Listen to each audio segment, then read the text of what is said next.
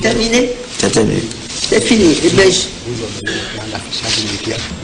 oui, bien sûr. Ne pas parler à ma place. Ça m'aurait rendu énormément service, monsieur le secrétaire général. Bon, je vous remercie beaucoup, monsieur Atao, d'avoir fini cette longue liste de recours à la Cour constitutionnelle. Bon, il faut que l'affichage immédiat, c'est ça, non? La décision de la Cour constitutionnelle. Où ça? Au bureau? Non, dans les locaux de l'Assemblée. Dans les locaux de l'Assemblée nationale, qu'à cela ne tienne. Alors, partout dans les locaux de l'Assemblée nationale. C'est tout? C'est tout. Mais le protocole a annoncé la suite du programme. Bon, monsieur le protocole, à vous la parole. Pour la suite des événements. Merci beaucoup, madame la doyenne d'âge. Merci, pas de quoi. Honorables députés, mesdames et messieurs, dans un instant, la doyenne d'âge sera invitée à délivrer son message. À la fin de la cérémonie, un déjeuner sera offert aux députés dans la salle polyvalente. À présent, je voudrais très respectueusement prier madame la doyenne d'âge de bien vouloir délivrer ce message. Je vous remercie, monsieur le chef du protocole. Je vois que cette phrase, ça c'est toutes les sauces, vous ne manquez pas de nous la sortir. Je vous remercie infiniment, très respectueusement. Bon, eh bien, quel message? Messieurs, chers collègues, mesdames et messieurs, je suis encore une fois très heureuse de vous savoir tous ici présents. Je radote souvent car je dis que, bon, je n'ai pas encore accepté ma cécité. Et je dis que je suis désolé de ne pas pouvoir vous admirer tous dans votre splendeur, avec cocarde, écharpe et tout le reste, dans vos beaux atouts, sans parler du reste, c'est-à-dire que j'espère que vous n'avez pas passé trop de temps quand même chez nos Bokono cette nuit pour savoir si tout va bien. Cela étant, je suis très contente. Je vous souhaite la bienvenue dans l'hémicycle pour notre 7e législature. J'espère qu'elle va bien se dérouler comme la 6e, sous le guste d'extérité du président Nago, qui s'est beaucoup, comment dirais-je, embelli, mais au fil des jours, eh bien, je ne le reconnaissais plus. C'est dommage, parce que j'aurais continué à l'écouter avec plaisir, même si de temps en temps, je n'étais pas tout d'accord sur le consensus. C'est un monsieur qui aime le consensus. Je trouve qu'en politique, eh bien, on n'a pas besoin, enfin, on ne peut pas parler trop souvent de consensus. Mais pas de discours là-dessus. Je voudrais dire ceci, que nous sommes la 2e institution de l'État, n'est-ce pas, l'Assemblée nationale. Et que pour cela, je voudrais que nous respections cette auguste assemblée, cette auguste institution. Et qu'il me serait désagréable de savoir que parmi nous se cachent comme des repères des gens qui ne sont pas très catholiques, qui ont des cadavres dans leur placard et qui sont ici alors qu'ils sont des fossoyeurs de l'économie nationale. Je le dis haut et fort parce que je le pense. Il me semble que dans la vie d'un homme, un vrai, je suis une femme, mais genre, ceci, l'humanité, ok? Dans la vie d'un homme, d'une femme, tout simplement, je l'assume, on doit dire ce qui est vrai. Je sais que bien, souvent on me dit, la vérité, toute vérité n'est pas bonne à dire, d'accord, mais plus pour moi. J'ai un pied dans la tombe, et il me plaît de dire que je ne suis pas d'accord. Et je suis sûr que beaucoup de mes collègues acceptent ce que je suis en train de dire. On ne peut pas être d'accord que notre institution, notre auguste institution, un repère, excusez-moi de peu, je ne veux pas dire de... Non, je n'irai pas jusque-là. Qu'on vienne se cacher ici, parce que nous avons l'immunité parlementaire, pour ne pas répondre de ces actes devant la justice ou de voir qui vous voulez. Ce n'est pas bien du tout. Mais pas bien du tout, du tout, du tout, du tout. Et nos collègues, s'il y en a, doivent avoir le courage de se démettre de leurs fonctions. Oui, c'est ça qui serait bien. Cela étant dit, on dit que les meilleures choses sont celles qui sont dites très rapidement. Je ne vais pas m'appesantir là-dessus. Je n'ai nommé personne, je ne donne le nom de personne, mais je dis ce que je dis. Cela étant, je crois que dire sur notre pauvre pays? Oui, que dire sur notre pauvre pays? Le Bénin, le Dahomey que j'ai connu, le quartier latin de l'Afrique, où en sommes-nous aujourd'hui? Le bilan, il est néfaste, il est négatif. Le Bénin n'existe plus. Il n'y a plus rien. Qu'est-ce que nous avons laissé à nos enfants et moi, à mes petits-enfants? Rien du tout. Il n'y a pas d'infrastructure, il n'y a rien. Le pays se meurt, non, le pays est mort. Ok? La pauvreté? Oh, c'est un vain mot de parler de pauvreté. Il est vrai qu'il paraît qu'un célèbre homme politique a dit, si vous voulez commander un peuple, affamez-le, affamez-le. Et à ce moment-là, vous pouvez avoir tout ce que vous voulez de ce peuple-là. Ben oui, le Bénin est affamé, le Bénin est vendu à l'encan. On se croirait au bas empire, ou à qui combien de séquestres, comme ceci. Nous en sommes là, les billets, on les jette à façon. Alors que il y a des gens qui n'ont pas un repas par jour aujourd'hui. J'ai dit un repas, on m'a dit même un demi-repas. C'est une honte que nous en sommes là aujourd'hui et que nous n'arrivons même plus. Les jeunes, la tête à la crème. Les jeunes, les femmes, les jeunes, les femmes. Qu'est-ce qu'on fait délibérément? Qu'est-ce qu'on concrètement qu'on a fait depuis des années, bientôt 10 ans? Qu'est-ce qu'on a fait pour les jeunes, la jeunesse? Les femmes, on les aligne, on leur donne 30 000 francs par si vous montrez votre carte de je ne sais pas quoi de parti. Ce n'est pas ça, gouverner. Ce n'est pas ça, relever un pays. Sans parler des scandales. On en a tellement qu'on ne sait même plus où on est. Le dernier, c'est la Hollande qui crie et qui veut s'en aller et qui dit que ce n'est pas possible. 3 milliards par-ci, 5 milliards par-là. Mais c'est de quoi? Mais de quoi parlons-nous? Mais de quel pays? C'est du Bénin, notre cher pays, notre cher Dahomey, ce pays qui a tenu 4 années tête à l'envahisseur. Mais c'est pas vrai. Je crois rêver. Les Amazones, où elles sont? Tout simplement le peuple béninois. Dahoméen, je préfère, car c'est pour notre malheur, le jour que nous avons accepté de nous faire appeler Bénin, Benin City, ici Nigeria. Nous sommes Dahomey. Même l'envahisseur, le colonisateur nous l'a laissé Dahomey. Le Bénin, voilà ce que ça donne d'être béninois.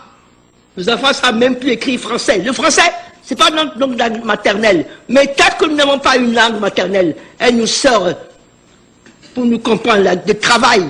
Et pour nous comprendre entre nous, tout simplement. Alors, puisque nous avons cette langue, parlons-la correctement. Regardez les journaux. Mais c'est quoi? Bafouille. Des sigles, ça signifie quoi? À part de mettre ces sigles, on dit de quoi il s'agit, puis en parenthèse, sigles. Là, ça va. Sinon, on est totalement perdu. C'est n'importe quoi. Et l'argent, on le jette.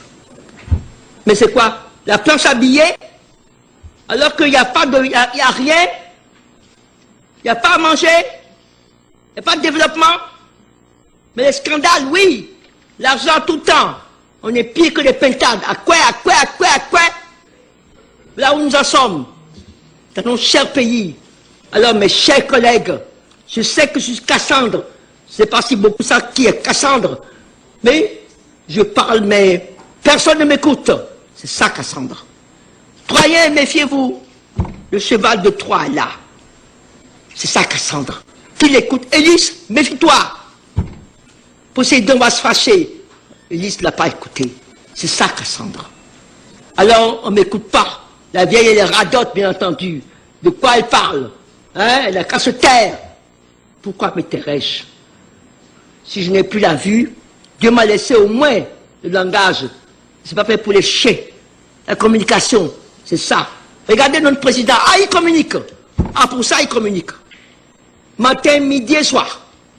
Eh bien, moi, aujourd'hui, puisque vous m'avez donné, me laissez, oui, vous m'avez donné. Vous avez tort. Vous avez eu tort de me nommer ou de me laisser doyen d'âge. 1000 fois tort. Cette possibilité, eh bien, je vais en profiter une fois. Après, terminato. C'est fini, on n'en parle plus, je ne peux plus parler. Mais aujourd'hui, je suis là. Et comment je suis là? Je suis belle. Comme dit mon petit-fils, Granini, tu es jolie belle. C'est vrai que je suis jolie belle. N'est-ce pas, messieurs, que vous me trouvez belle? Absolument. Ceux qui ne veulent pas ne peuvent pas le dire, mais je sais que je suis belle. Et que certains sont venus me dire aujourd'hui que j'étais belle. Même si Hercule oublie de me le dire de temps en temps. Mais c'est pas grave. Ok? Alors je vais me permettre de dire ce que je pense aujourd'hui. Peut-être qui sait, qui le sait, pour la dernière fois, qui n'ose. Parce que doyen d'âge, on finit par en avoir assez. Et puis rien de nouveau sous le soleil. Mais puisque vous me donnez la possibilité, vous allez le regretter, eh bien tant pis pour vous. Je vais vous dire ce que je pense. Je vais la fermer. Qu'enfin. Car dans une si jolie bouche, il ne doit pas des mots aussi peu catholiques. C'est temps, je voudrais qu'il y ait un sursaut.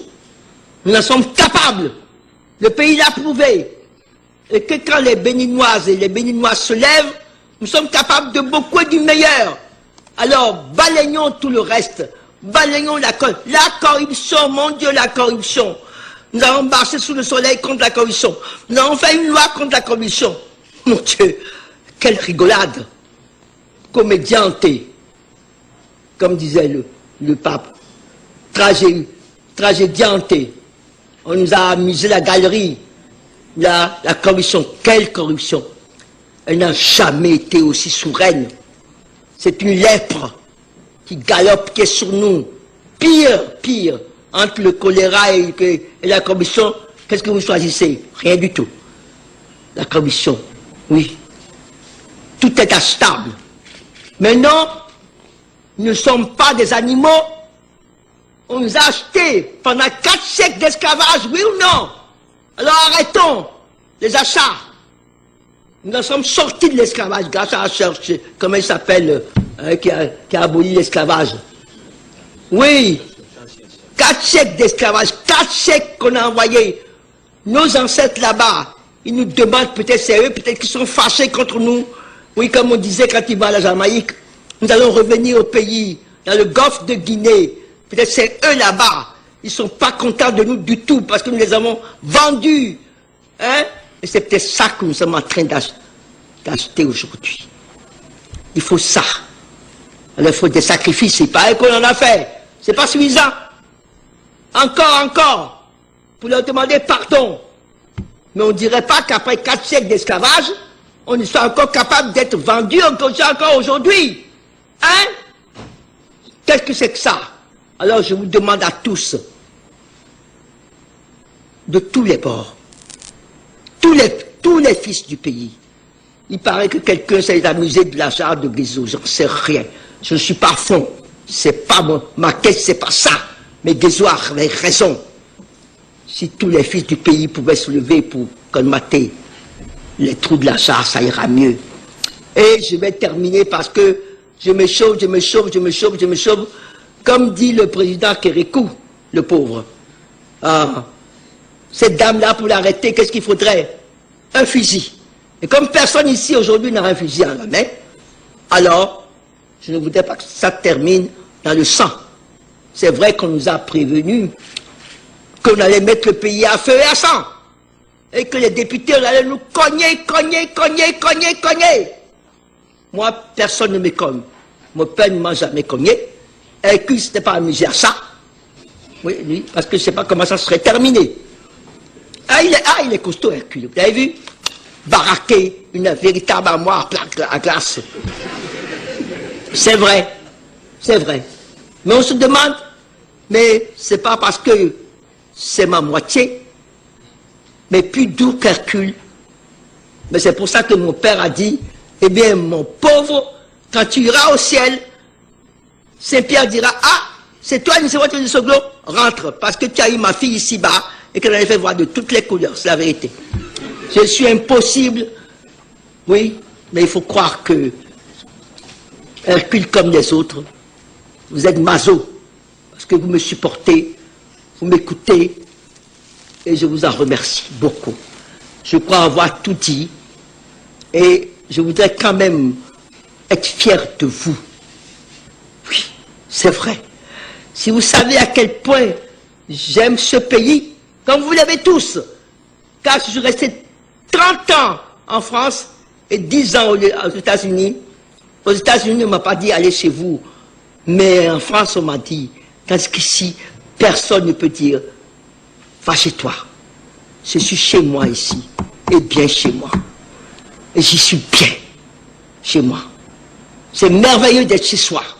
Et je plains ceux qui sont en exil. Je plains nos enfants qui, pour manger, sont obligés de défrayer, de partir, de risquer leur vie en Méditerranée ou ailleurs, ou à Mélisa ou je ne sais pas où, à la frontière. Ils sont tabassés, humiliés, parce que nous sommes incapables. L'Afrique est incapable de donner à manger à ses enfants, alors que l'Afrique regorge de tout et de tout. Ah, mais les autres, les Blancs ne sont pas des fous. Se disent ces abrutis de nègres. Comme disaient les Américains, si vous voulez cacher quelque chose à un nègre, mettez-le dans un bouquin, il ne lira jamais. Alors, bien entendu, ces nègres-là, ils ont tout. Alors on a un peu claironné. La France est la 5e puissance du monde. Oui, grâce à l'Afrique. Oui, il vient puiser tout ce que nous avons. Et tant qu'ils seront là, comme des pucerons sous nos dos, jamais nous n'aurons la paix, sinon vous ne lèverons pas pour les guerroyer, pour les bouter dehors, comme les Vietnamiens, comme les Algériens, comme les gens de l'Afrique du Nord, les bouter dehors, et enfin, avoir notre indépendance, tout court, la vraie, notre monnaie à nous, et non pas la remorque du franc CFA, le franc des colonies de l'Afrique. Voilà où nous en sommes. Nous sommes incapables de dire non, vous, nous sommes ici pourquoi? Si nous ne sommes pas capables d'arrêter les Blancs qui nous sucent, de leur dire mais nous sommes capables d'avoir une monnaie. Il y a la petite Gambie qui a sa monnaie, et nous donc. Maintenant, il suffit qu'on agite devant nous le drapeau, qu'on nous reçoive avec le tapis. Et mon cher frère, on a tout oublié. On est capable de se vendre, se mettre par terre. Pour ça, il faut dire non. Non, mes chers collègues, je compte sur vous. Parce que c'est à nous de faire la loi. Mais pas des lois qui ne sont pas des lois, où on fait des lois pour faire des lois, et qui ne sont même pas applicables. Non, véritablement. Prendre le pays à main. Toutes tendances confondues. Ça, il n'y a pas de gauche, droite. Non. Il y a tout le pays tout entier. Oui, c'est ça. On ne peut pas s'en sortir. L'union fait la force. Alors unissons-nous. Laissons les clivages les politicards de côté. Car, je vais aller terminer parce que vous oubliez souvent que je suis, oui, avocat, non, comme dit quelqu'un, je suis avocat de métier. Et qu'avec ça, en plus de ça, parlementaire. Alors, on va loin avec ça. Les parlementaires et puis l'avocat, alors là, c'est la fin des haricots. Je vais m'arrêter là-dessus que si, prenons garde, si nous ne faisons pas quelque chose, encore que je crois, Vinagbe, nos enfants diront non, il y en a assez. Mes chers collègues, comme d'habitude, comme souvent, je vous présente toutes mes excuses. Si mes propos, par hasard, ont fait de la peine ou à quelqu'un parmi nous, si la personne s'est crue doigtée, je lui présente mes sincères excuses. Et je demande pardon. Ce n'était pas ma quête du tout. Je voulais simplement une fois, peut-être une dernière fois, partager avec vous ce que je crois, ce que je pense vraiment. Et que vous croyez, que vous pensez, je suis sûr, pour le bien de notre pauvre et cher pays. Si nous ne nous levons pas ensemble, nous ne pourrons pas y arriver. Je vous en remercie. Merci infiniment.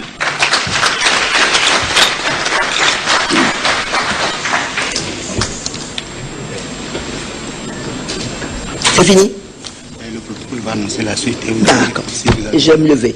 vous avez la date, sinon vous dites, bon, sinon on appelle. D'accord, d'accord, d'accord. Alors, monsieur le protocole, je vous écoute. Merci beaucoup, Madame la doyenne d'âge. Mesdames et messieurs, Madame la doyenne d'âge va procéder à la levée de la séance. Oui, madame Ce sera juste après une communication du bureau d'âge. Merci. D'accord. Alors, quelle est la communication, monsieur le secrétaire général? La prochaine. La date de lundi prochain? C'est pas ça? Donc, on avait proposé le mardi. Mardi, si vous voulez, moi, vous savez, hein, mais je ne suis pas un paquet qu'il faut balader à droite, à gauche, parce que je vais me fâcher. La moutarde me monte vite au nez. Si tout le monde est d'accord, mes chers collègues, êtes-vous tous d'accord pour que nous nous retrouvons ici mardi? C'est un oui timide. Je veux 8 francs. Bon, alors, mardi, à quelle heure? Pardon?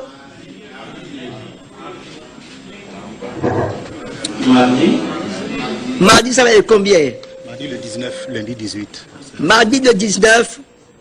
Ah. Bon, je n'ose même pas dire 10 heures, parce que 10 heures, c'est à 1 heure de l'après-midi, n'est-ce pas, monsieur le président Nago? C'est pas vous qui me démentira. On retient le mardi 19. Pardon? Rien à faire. Si mes collègues, vous savez, contrairement à ce que vous pouvez croire,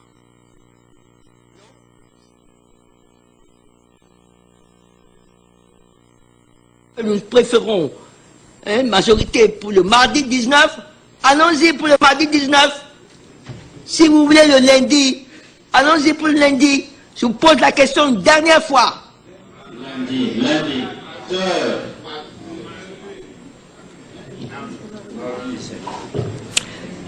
Madame, Oui. vous mieux trancher vous-même pour éviter, parce qu'on ne va pas mettre ça Bon, comme je dois trancher moi-même, c'est encore une de mes prérogatives, n'est-ce pas, monsieur le secrétaire général? Eh bien, je tranche. Alors, comme ça, vous aurez tout le temps de faire traction, d'aller voir les Bokonos, d'aller pas quoi, pour savoir, eh bien, nous nous retrouvons le mardi 19 ici. à 10 heures, l'ordre du jour. L'ordre du jour serait pour l'élection du bureau de l'Assemblée nationale. Est-ce que nous sommes d'accord? Je ne vous entends pas très bien. Oui, qui? Oui, la droite.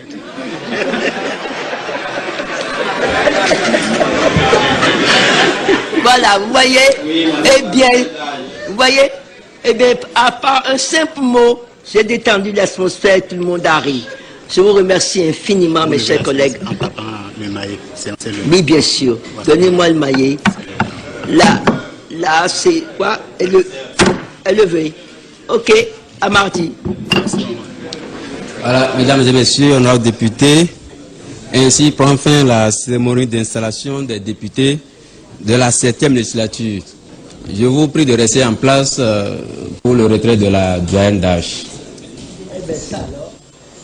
Oui, Jérôme Humbo, nous sommes toujours ici, câblés depuis le palais de gouverneur à Porto Novo, où nous avons suivi tout à l'heure la cérémonie officielle d'installation des députés de la 7e législature, une cérémonie présidée de main de maître par Rosine Virasoglo.